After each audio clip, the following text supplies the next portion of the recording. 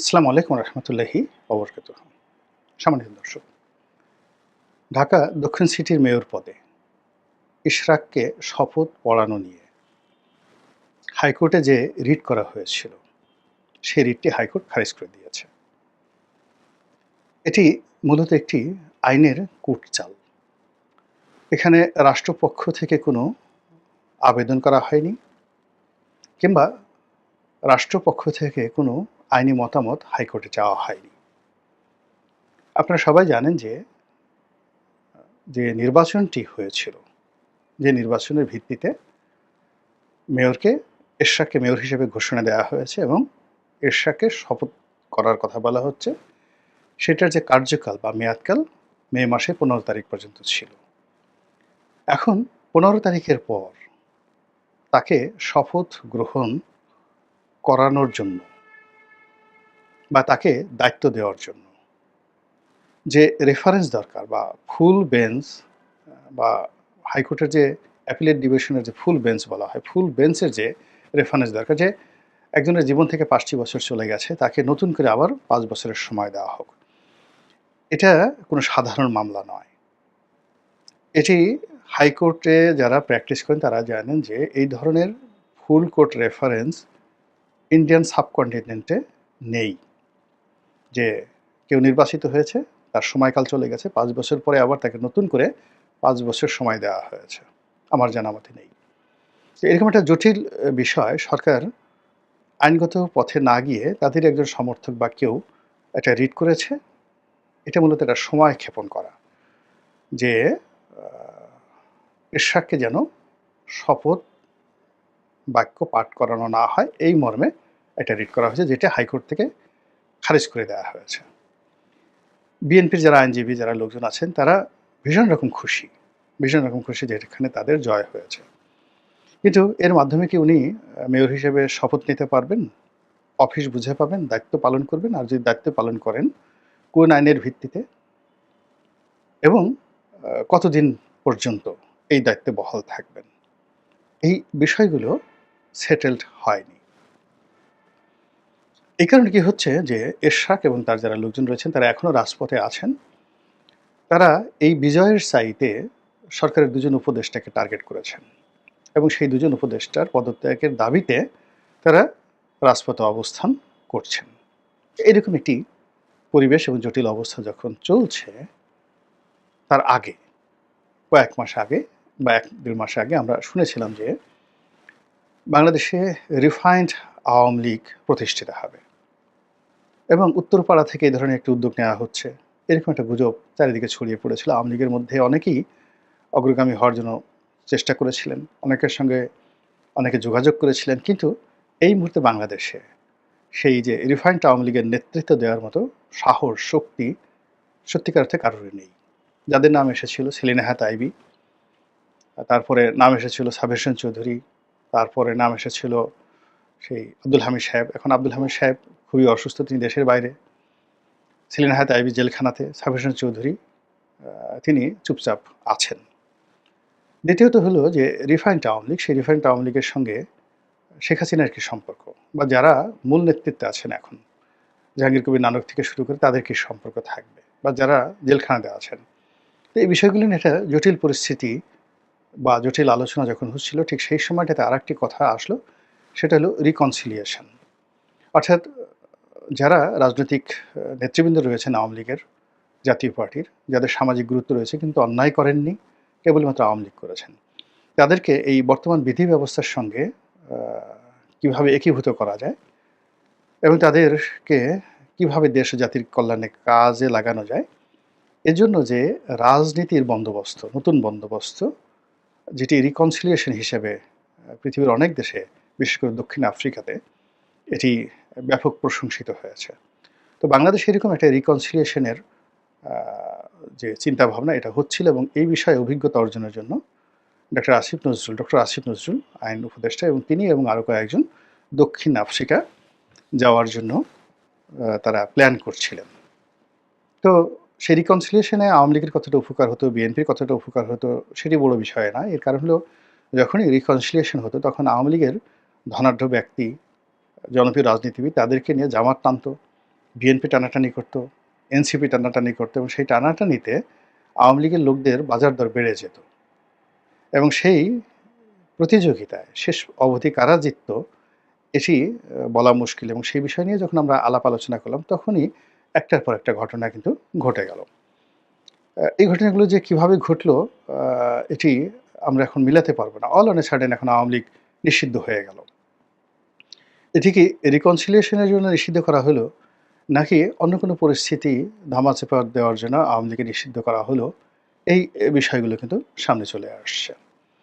তারপরে সেই দক্ষিণ সিটি কর্পোরেশনের যে মেয়র পদে এরশাকের মনোনয়ন, শপথ গ্রহণ করতে দেওয়া না দেওয়া আকাঙ্ক্ষা, এটা নিয়ে সরকারের সঙ্গে বিরোধ। ডিসেম্বর মাসে নির্বাচন নিয়ে বিরোধ, এবং যাকে বলা হয় নির্বাচন কি আগে জাতীয় নির্বাচন হবে নাকি স্থানীয় নির্বাচন হবে, এটা নিয়ে সকল পক্ষের সাথে বিরোধ। এই বিরোধগুলো এখন এমন একটা জায়গাতে চলে এসছে, পয়েন্ট অফ নো রিটার্নে। এখন আর রিফাইন্ড আওয়ামী লীগ আর রিফাইন্ড যাকে বলা হয় রিকনসিলিয়েশন, মানে রিকনসিলিয়েশন, এগুলো নিয়ে আসলে কারো চিন্তা করার সময় নেই। এরই মধ্যে কুরবানির ঈদ চলে আসছে, আকাশে ঘন মেঘের ঘন ঘটা, দেশের বিভিন্ন এলাকাতে ইতিমধ্যে বন্যা আক্রমণ চালিয়েছে। তারপর আবার সেই ভয়ালো আগস্ট মাস সামনে।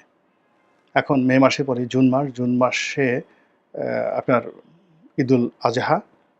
তো হজ যাত্রীরা হজ করতে গেছেন, পরে পুরো জুন মাসটাই চলে যাবে মূলত ঈদুল আজহা এবং হজের আনুষ্ঠানিকতা নিয়ে মানুষজনকে ব্যস্ত থাকতে।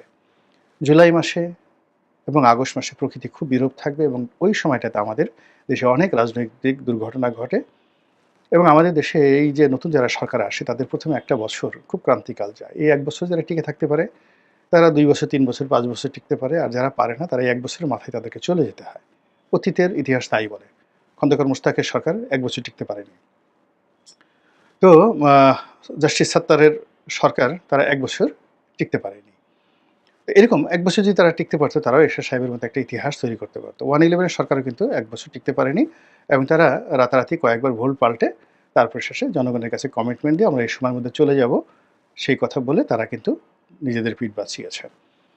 তো এই হলো আমাদের দেশে। এখন ডক্টর মোহাম্মদ ইউনূস যদি আগস্ট মাস 2025 সন পার করতে পারেন, সেপ্টেম্বর মাসটা তাদের নিয়ন্ত্রণে থাকে, তাহলে এই সরকার কতদিন থাকবেন এটা ইতিহাসের উপর নির্ভর করবে, পরিস্থিতির উপর নির্ভর করবে। কিন্তু এখন পর্যন্ত পুরো জিনিসগুলো সব এলোমেলো হয়ে গেছে। তো সেই এলোমেলো অবস্থাতে আমরা যে রিকনসিলিয়েশন বা রিফাইন্ড ঢাকা দক্ষিণ সিটির মেয়রে ইশরাককে দেওয়া নিয়ে গুরুত্বপূর্ণ তথ্য দিল গোলাম মোল্লা রনি। এটা আসলে এই মুহূর্তে সবচেয়ে বেশি দরকার ডক্টর মোহাম্মদ ইউনূসের ক্ষেত্রে। আমরা সবাই জানি যে অনেকে আমরা পৃথিবী বদলে দেওয়ার জন্য সংগ্রাম করি, লড়াই করি, যুদ্ধ করি। সবচেয়ে বড় কথা হলো যে পৃথিবীকে বদলানোর দরকার নেই। আপনি নিজেকে বদলান, আর নিজেকে বদলালে আপনি পরিবর্তিত একটা বিশ্বকে দেখতে পাবেন। এখন এই যে এই মুহূর্তে যত রকম সমস্যা কিন্তু যমুনা থেকে তৈরি হচ্ছে। সমস্যা কিন্তু সেক্রেটারিয়েট থেকে তৈরি হচ্ছে, উপদেষ্টাদের অফিস থেকে তৈরি হচ্ছে, উপদেষ্টাদের মস্তিষ্ক থেকে তৈরি হচ্ছে, আচরণ থেকে, ব্যক্তিত্ব থেকে তৈরি হচ্ছে। ডক্টর মোহাম্মদ ইউনূস এবং তার সঙ্গীজন যারা আছেন, আপনজন আছেন, তাদের চিন্তা চেতনা, মন এবং মানসিকতা থেকে তৈরি হচ্ছে। এবং এখানে আসলে আমাদের একটা রিফাইন্ড ডক্টর মোহাম্মদ ইউনূস দরকার, এবং সরকারও একটা রিকনসিলিয়েশন দরকার, এবং সেই বিষয়গুলো নিয়ে আলোচনা করব। লক্ষ্য করার চেষ্টা করুন যে আমরা ডক্টর মোহাম্মদ ইউনূস সম্পর্কে এখন সবাই হতাশ। আমাদের স্বপ্নভঙ্গ হয়েছে। আমরা তাকে মনে করেছিলাম তিনি বিশ্বমানব, সারা দুনিয়া তাকে সম্মান করে। এখন আমরা বুঝতে পেরেছি যে সারা দুনিয়া তাকে যে সম্মান করেছে বলে আমরা দেখেছি, এটা একটা ভাইব ছিল। It was an advertisement made by the western power and western countries and western agencies. তারা, পশ্চিমা দেশগুলো, এই আমাদের মতো তৃতীয় বিশ্বে কোনো একটি মানুষকে যখন ক্ষমতায় বসাতে চায়, তখন তাদেরকে কেন্দ্র করে তারা একটা ভাইব তৈরি করে। যেভাবে মায়ানমারের সূচিকে তারা তৈরি করেছে, যেভাবে তারা দালাই লামাকে তৈরি করেছে। কিন্তু সব জায়গাতে এখন তারা যেমনভাবে ইউসুফ মালালা জাইকে তারা তৈরি করেছে, যেভাবে সালমান রুশদিকে তারা তৈরি করেছে, এরকম এখন ডক্টর মোহাম্মদ ইউনূসের যে বিশ্বব্যাপী সুনাম এবং সুখ্যাতি, সেই সুনাম এবং সুখ্যাতিতে আমরা অবাক বিস্ময়ে তাকাতাম যে বাঙালিদের মধ্যে এরকম একজন মানুষ হতে পারে। এ তো অতীশ দীপঙ্করের চেয়ে বড়। তার চেয়ে বড় জ্ঞানী, এ তো বাংলাদেশের জগদীশচন্দ্র বসুর চাইতে বড় বিজ্ঞানী। এরকম বাঙালিতে আর কখনো হয়নি। পশ্চিমবঙ্গে অমর্ত্য সেন নামক একজন বাঙালি, তিনিও অর্থনীতিতে নোবেল পুরস্কার পেয়েছেন। আমরা অমর্ত্য সেনকে ডক্টর মোহাম্মদ ইউনূসের পাঞ্জাবির একটা পকেটও কখনো মনে করিনি। আমাদের কাছে মনে হয়েছে ডক্টর মোহাম্মদ ইউনূস সে প্রশান্ত মহাসাগরের মতো তার বিশালত্ব, আটলান্টিকের মতো তার ব্যাপ্তি, মহাকাশের মতো তার সেই রহস্যময়তা। কিন্তু যেই মুহূর্তে তিনি রাষ্ট্র ক্ষমতা আসলেন, আমরা অবাক বিস্ময়ে দেখলাম যে আরে, এ তো গ্রামীণ ব্যাংক, এ তো এনজিও, এ তো গ্রামীণ ফোন, এ তো গ্রামীণ ট্রাস্ট। তার বাইরে তার কোনো চিন্তা নেই। তিনি যেভাবে গ্রামীণ ফোন চালিয়েছেন, যেভাবে তিনি সারা দুনিয়াতে 3-0 থিওরি বলে মানুষের হাততালি নেওয়ার চেষ্টা করেছেন, যেভাবে সামাজিক ব্যবসা, সোশ্যাল বিজনেসের কথা বলে সারা মানুষের বাহবা কুড়িয়েছেন। এবং আপনি জানেন যে এই পৃথিবীতে সবচেয়ে যারা সুন্দরভাবে গল্প বলতে পারেন, লিখতে পারেন, গল্প বলতে পারেন, তারাই বিখ্যাত। রবীন্দ্রনাথ, নজরুল, উইলিয়াম শেক্সপিয়ার, কিংবা ধরুন অন্য যারা আছে, উইলিয়াম সমারসেট মম, কিংবা ম্যাক্সিম গোর্কি, ট্রটস্কি, যত বিখ্যাত কবি, সাহিত্যিক, কিংবা মাইকেল অ্যাঞ্জেলো, কিংবা লিওনার্দো দা ভিঞ্চি, ভ্যান গগ, যারা আর্ট অ্যান্ড কালচার স্ক্যাপচার করে সারা পৃথিবীকে চমকে দিয়েছেন, তারা কি করেছেন? একটা গল্প তৈরি করেছেন, রহস্য তৈরি করেছেন। দ্য ভিঞ্চি কোড, মানে Leonardo da Vinci the Vinci code, যে তিনি যে ছবিটা এঁকেছেন, এটার পিছনে এই রংটা কেন দিলেন, এইভাবে কেন মোনালিসা হাসলো। তো এই যে রহস্য তৈরি করা, তারপরে এই যে সুন্দর করে গল্প বলা, কিংবা মানুষকে কল্পনার জগতে নিয়ে যাওয়া, সুলতার কবেকার অন্ধকার বিদিশার নিশা, বা সুরঞ্জনা সুরঞ্জনা ওইখানে যেও নাকো তুমি, বলো নাকো কথা ওই যুবকের সঙ্গে। তো এই যে বক্তব্যগুলো, এগুলো কি আমাদের কল্পনার জগৎকে উন্মুক্ত করে দেয়, আমাদেরকে স্বপ্ন দেখায়, আমাদেরকে একের পর এক গল্প শোনায়, কাহিনী শোনায়, এবং আমরা মুগ্ধ হয়ে অবাক বিস্ময়ে তাদের দিকে তাকিয়ে থাকি। গল্প, যারা বড় বড় ধর্ম প্রচারক, আপনি মহাভারত বলেন, তারপরে জৈন ধর্ম বলেন, যে কোনো ধর্ম, সব ধর্মেরই, সেটা খ্রিস্টান বলেন, ইহুদি বলেন, সুন্দর একটা গল্প রয়েছে। এবং সেই গল্প হলো আকাশকে ছাড়িয়ে মানুষের কল্পনার জগৎ যেখানে পৌঁছাতে পারে না, সেই গল্প তারা এই পৃথিবীতে এনে মানুষকে বিশ্বাস করিয়েছেন। সে আরশে আজিম বলেন, দেবতা বলেন, অ্যাপোলো বলেন, মানে যারা যত সুন্দরভাবে গল্প তৈরি করতে পেরেছেন, তারাই এই পৃথিবীতে একটা চমৎকার ধর্ম, ধর্মবৎ জাতি এবং গোষ্ঠী তৈরি করতে পেরেছেন। এরপর বড় বড় যারা বিজয়ী, যেমন আলেকজান্ডার, তারাও গল্প তৈরি করেছেন।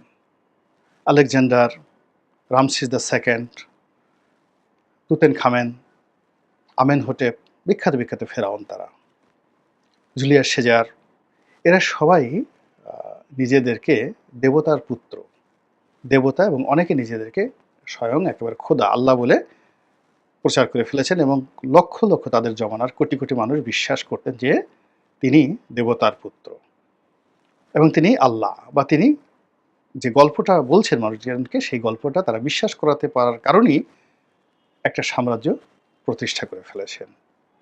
তো সেই দিক থেকে ডক্টর মোহাম্মদ ইউনূসের যে ব্যাপ্তি, সেই ব্যাপ্তি হলো তার গল্প বলা, তার গ্রামীণ ব্যাংকের যে থিওরি সারা বিশ্ব চমকিত হয়। সেই গ্রামীণ ব্যাংকের যে কোনো একটা ব্রাঞ্চে গিয়ে দেখেন যে সেই গল্পটার বাস্তব ভিত্তি কতটুকু, কিংবা গ্রামীণ ব্যাংকের যে বিশ্বব্যাপী সুনাম সুখ্যাতি, সেই গ্রামীণ ব্যাংকের যে ব্যালেন্স, মানে যাকে ব্যালেন্স শিট দেখেন, যে তারা কত টাকা এ যাবৎকাল আয় করেছে, কত টাকায় ব্যয় করেছে, এবং এই দেশ জাতির কল্যাণের জন্য কত টাকা ট্যাক্স দিয়েছে। এবং আমাদের সবচেয়ে যে ছোটো ব্যাংক, বাংলাদেশে একটা ছোটো ব্যাংক, ধরুন বাংলাদেশ কমার্স ব্যাংক, এই কমার্স ব্যাংকের সঙ্গে বা বেসিক ব্যাংকের সঙ্গে গ্রামীণ ব্যাংকের তুলনা করা যায় কিনা। অথচ এইরকম একটা ব্যাংকে নিয়ে সারা পৃথিবী লাফাচ্ছে, আর আমরা তাদের পিছনে সেই ডক্টর মোহাম্মদ ইউনূসকে নিয়ে লাফাচ্ছি। কিন্তু যখনই তিনি সেই রাষ্ট্র ক্ষমতায় এসেছেন, এখন এখানে তো গল্প হবে না, এখানে কবিতা হবে না, আলগা করগো খোপার বাঁধন হবে না, এখানে আমায় নহে গো ভালোবাসো, ভালোবাসো মোর গান, তো এই কথা শুনে কোনো প্রেমিকা ঘরে আসার পরে সে হয়তো ৬ ঘন্টা না খেয়ে থাকতে পারে। তারপরে বলবে যে, "ওরে নজরুল, তোর ঝাঁকড়া চুলার গান হবে না। তাড়াতাড়ি আলু আন, কচু আন, মূলা আন, তারপরে চাল-ডাল দিয়ে রান্না কর, তারপরে আমাকে খাওয়া। তারপরে গান শোনা।" এখন আমাদের এই 3G এর theory, social business, doctor Mohammad Yunus, এ সব কিছু শূন্য হয়ে যাচ্ছে মবের কাছে। শূন্য হয়ে যাচ্ছে আইনশৃঙ্খলার, যাকে বলে অবনতির কাছে। শূন্য হয়ে যাচ্ছে বিশৃঙ্খলার কাছে। শূন্য হয়ে যাচ্ছে কর্মসংস্থান না হওয়ার কাছে, বেকারত্বের কাছে। তো এই যে অনার সৃষ্টি, এই অনার সৃষ্টি থেকে আমাদেরকে যদি বাঁচতে হয়, তাহলে এই মুহূর্তে সবচেয়ে বিকল্প যেটি দরকার সেটা হলো ডক্টর মোহাম্মদ ইউনূসকে রিফাইন করা। তার চিন্তার মধ্যে, তার কর্মের মধ্যে, তার দৃষ্টিভঙ্গির মধ্যে গ্রামীণ ব্যাংক, গ্রামীণ ফোন এগুলো বাদ দিয়ে তার চিন্তা চেতনার মধ্যে একজন আকবরকে ঢুকিয়ে দেওয়া, একজন হযরত উমরকে ঢুকিয়ে দেওয়া, একজন আওরঙ্গজেবকে ঢুকিয়ে দেওয়া, একজন শায়েস্তা খানকে ঢুকিয়ে দেওয়া। এছাড়া আমাদের আসলে কোনো রক্ষা নাই। এর কারণ হলো আমি যেটা বলেছিলাম যে শেখ হাসিনা খুব খারাপ করছে। কিন্তু তার পতন অনিবার্য। কিন্তু তার পতনের পরে সময় ভালো হবে না। আবার একইভাবে এখন ডক্টর মোহাম্মদ ইউনূস খারাপ কাজ করছেন। কিন্তু তার অবর্তমানে যে একটা পরিস্থিতি বা নতুন একটা মেরুকরণ হবে ক্ষমতার, এটা এখন যা কিছু আছে তার চেয়ে খারাপ হবে।